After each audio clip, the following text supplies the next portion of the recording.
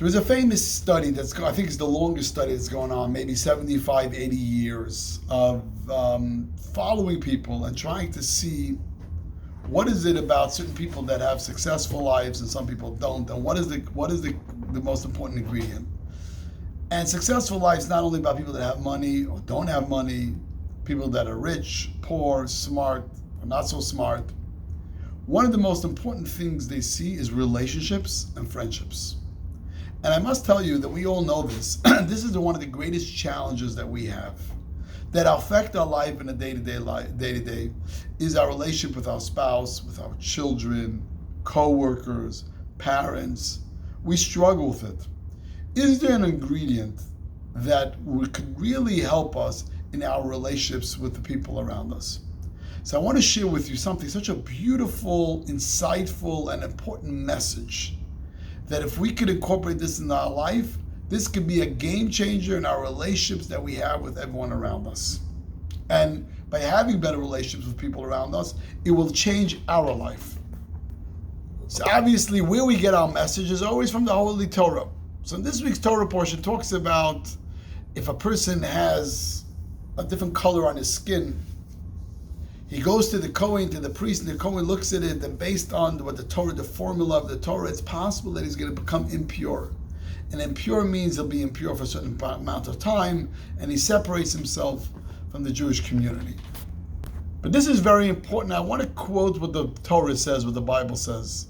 It says the Kohen shall look at the affliction of his skin, of his flesh, if his hair is affliction has turned white, and it is a tzaras affliction, and then it says again, the Kohen should look at him and make him impure. And the rabbis ask the question, why does it say twice the Kohen should look at him? It already said. So one of the great rabbis said such a beautiful insight that when I heard this message, I said, wow, if I could incorporate this in my life, I need to incorporate this in my life. He said like this, if you look at the Torah, what does the Torah say? First, the Torah says the Kohen shall look at his affliction of the skin of the flesh. And then the Torah says he should look at him. What the Torah is saying is, when you look at a person, first you see the affliction, but then you can't yet call him impure, then you also have to look at him. You see, my dear friends, what the Torah is telling the Kohen, telling each one of us, of course, first you have to look at the affliction, but that is not enough. He also must look at something else. He must look at the person, V'ro HaKohen, and he must look at him and see if it is appropriate to declare this person impure. And when the Torah talks about, let's say for example, the person just got married, you know if you're going to declare him impure, he's not going to be able to be with his spouse. Or if it's the holiday of Passover coming, he's not going to be able to be with the family. So you can't just look at the affliction, you also have to look at the whole person. You know there's a famous verse in the Ethics of Father.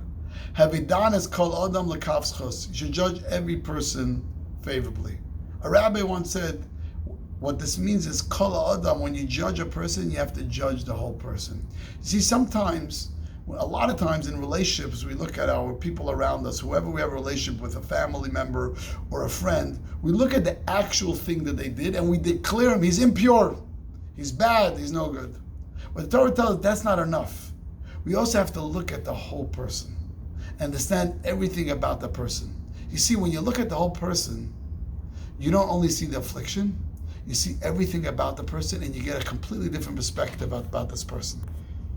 You know, someone once came to the Lubavitcher Rebbe, who in a few weeks was celebrating his 120 years from his birth, that they wanted to write a book of basic questions that everybody asks and to give answers, like, where was God during the Holocaust? Why do we keep kosher? Whatever the questions may be.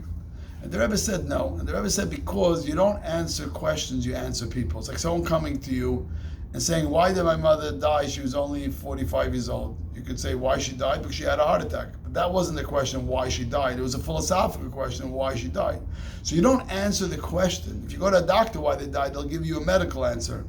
But if someone comes to a rabbi or to a friend, they're not coming for a medical answer, they're coming for love, they're coming for care. So when you answer a person, you look at the whole person who's asking you the question. So when someone comes to a Kohen with impure skin, of course the Kohen sees the impure skin, but the Torah says look at the whole person. When you look at your child, do you look at them as damaged, impure?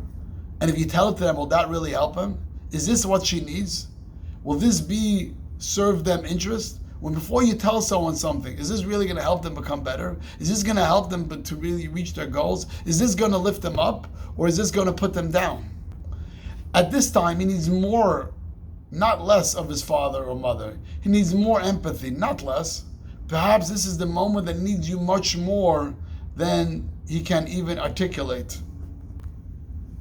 You see, to be able to live this way, we must peer deeply into the person, appreciate who he or she is, understand where that individual is coming from, and experience his or her plight that's within them. One of my favorite stories I like to share with the Lubavitcher Rebbe is there was a professor of Elva Green who at that time considered himself an atheist and non-believer, and he wrote to the Rebbe many questions on faith and belief and Judaism. And the Rebbe never really answered a lot of his questions. Eventually, over time, he became religious, and one day the Rebbe answered all his questions. And he asked the Rebbe, why didn't you answer me the questions then when I was struggling with it? So the Rebbe said that at that time I may have won the argument, but I would have lost the Jew. So my dear friends, this is the rule of life. Don't try to win the argument. Try to help the person. Shabbat Shalom.